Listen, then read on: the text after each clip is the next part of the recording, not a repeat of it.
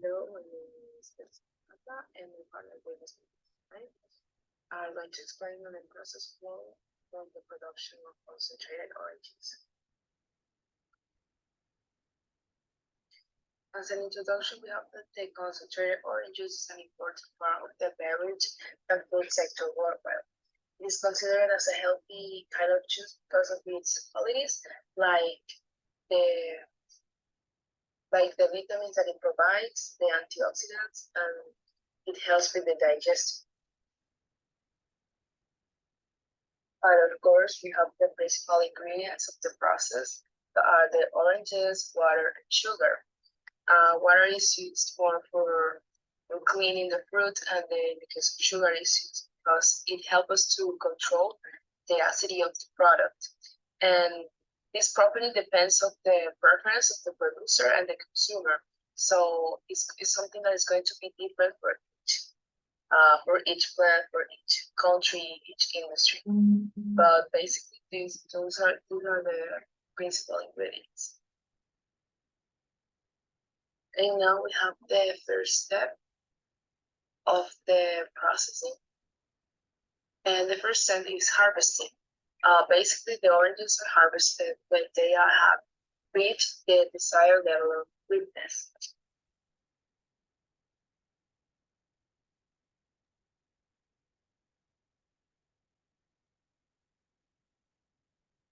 And now we have the cleaning process that is basically washing.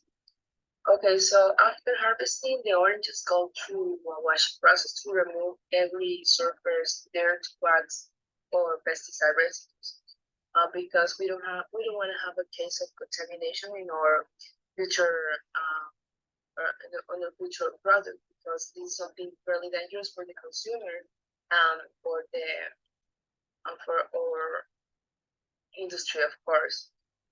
So basically, water plays the principal role in this, and we can use another kind of chemicals to improve this level of cleaning. So principally, is only water. And now we have what is sorting and grading.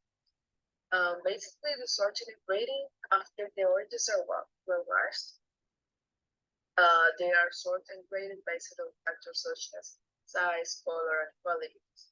These steps help us to separate orange suitable for juice production from those intended for fresh consumption or other purposes. There are machines that are able to do this process, like we get specific selections of based on the color and the size. We have many technology nowadays to do this, and especially in the big industry, those are the ones with more sources. So basically, this is sorting and grading process. Now we have the step called the juicing. Juicing is basically when a machine makes the extraction of the entire juice from the fruit. Of course, this juice is not completely clean. It's not completely. We cannot say that it's not contaminated because it is. We can still find some elements like the pulp, like seeds, like solid particles, and of course to remove these elements. Because our juice is not ready just like that, just with the extracted juice. So after the juicing, after the machine makes the extraction, we need to go to a process of filtration that is the next steps.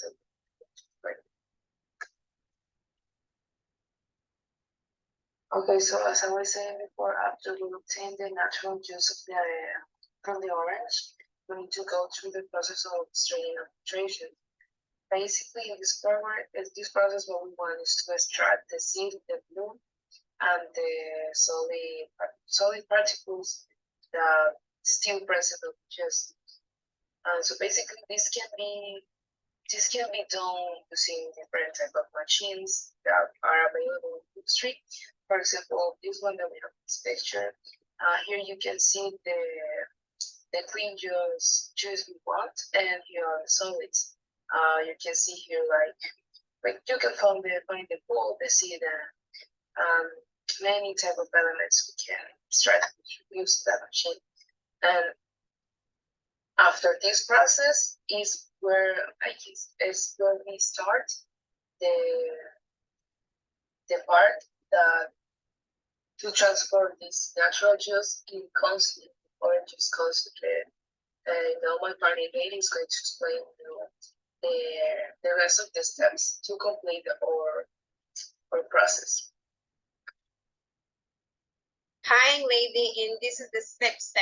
This is duration. But what does the word duration mean? Well, this is basically extracting gas from a liquid or extracting molecules of water from the juice, in this case, for the orange juice. So in some cases, duration process it's eliminating the gases or the molecules of oxygen in order to reduce the potential of oxidation. Because by making the juice, bubbles are generated. The bubbles reduce the quality of flavor, and for that reason, in that way, it also is being reducing the shelf life. And in order to that, you need to use a special equipment, as the kid can see at the picture. So let's continue with the next step. For this case, we have pasteurization. Well, pasteurization is a crucial step in order to eliminate the microorganisms that are in the juice. And we can see in this picture a kettle that contains a specific amount of juice, and that will depend on the capacity of the equipment. The juice is heated up to 80 to 95 Celsius degree in order to eliminate, as I said previously, the microorganisms and enzymes in which the product is exposed. In order to detail the flavors and the quality of the juice, it needs to be for a period of time of 16 minutes, or it will depend on the kind of pasteurization. So now let's continue with the next step. After pasteurization, the juice is concentrated in the evaporation process. The juice is heated under reduced pressure, which lowers the boiling point and facilitates the removal of water. As the water evaporates, the juice becomes thicker and more concentrated in flavor and in aroma and nutrients. That significantly reduces making it easier and more cost-effective to transport and store it. And for that reason, you can see, as the picture shows, the implements that are used in this kind of process, which are a bit complex, but you need to eliminate the amounts of gases that are produced after the pasteurization.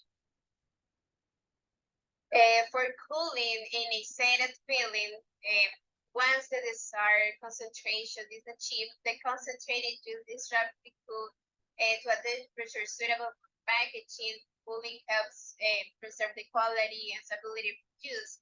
The concentrate is aseptically filled into settled containers such as cans, bottles, or to prevent contamination and to maintain freshness. For that reason, you can see the equipment that is used in this process by looking at the image. Finally, the last step, which is packaging and storage. The batch concentrate is leveled and stored in appropriate conditions to maintain quality.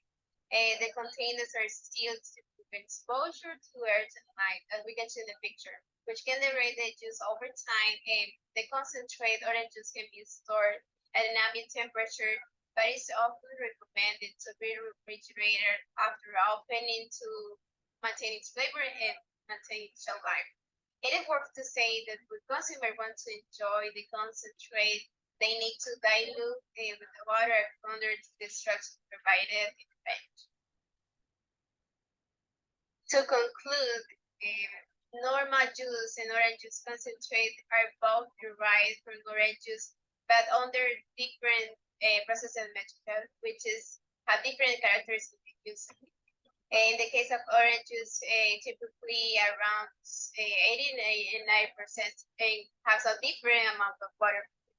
It is important to know that consumers' trends can evolve over time, and the preference will be different over different regions and markets. And for that reason, the consuming of this kind of products. It will depend on the region and on the preference of the customer.